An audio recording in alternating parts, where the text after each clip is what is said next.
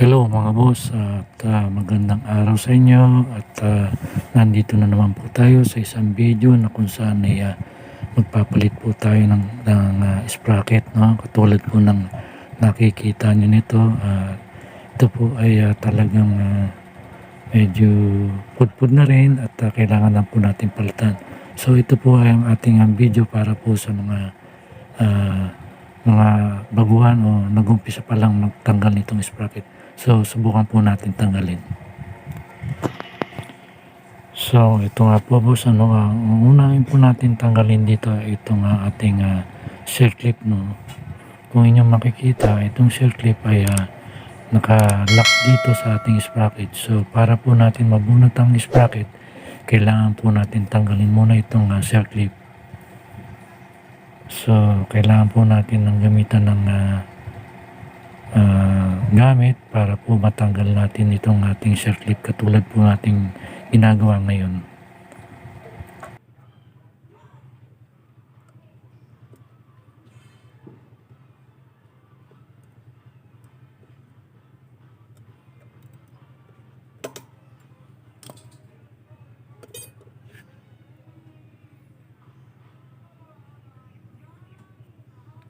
Ang pangalawa po natin gagawin ay tanggalin po itong mga nuts at bolts dito sa ating sprocket. So gamitan po ulit natin ito ng tools na number 14.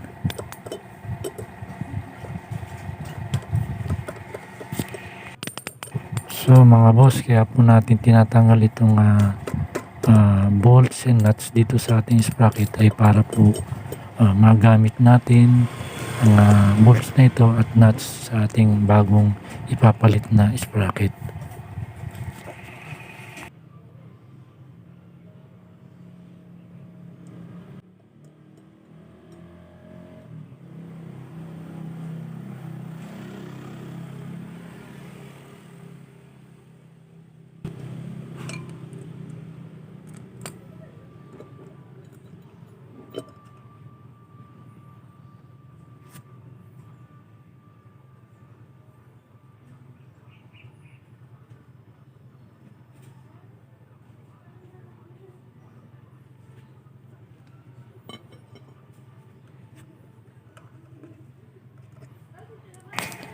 At i-check nyo rin po itong ating mga busing kung okay pa po.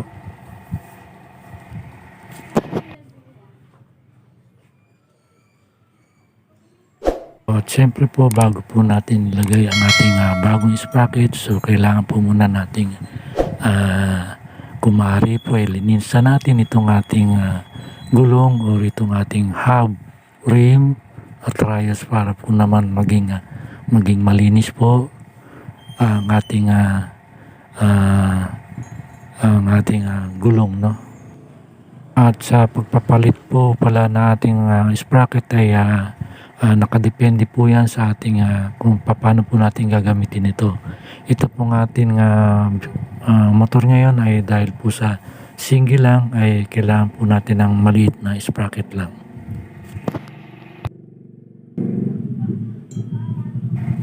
Boss, ito nga po pala yung mga step natin sa ating pagpapalit dito sa ating sprocket. So sundan nyo lamang po ito at panoorin.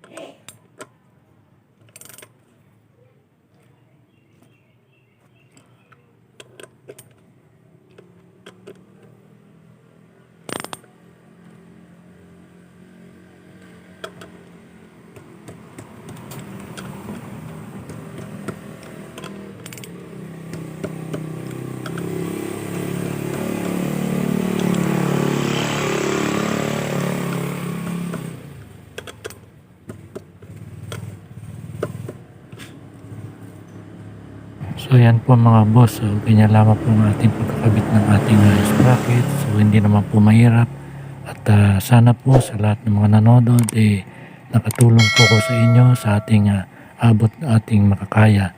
So maraming salamat po sa panonood.